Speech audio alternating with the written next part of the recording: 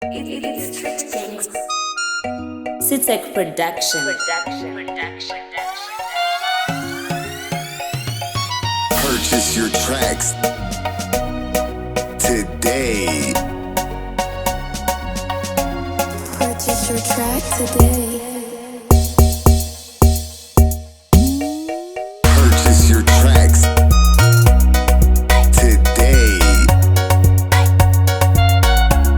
Purchase your track today. Purchase your tracks today. Purchase your tracks today.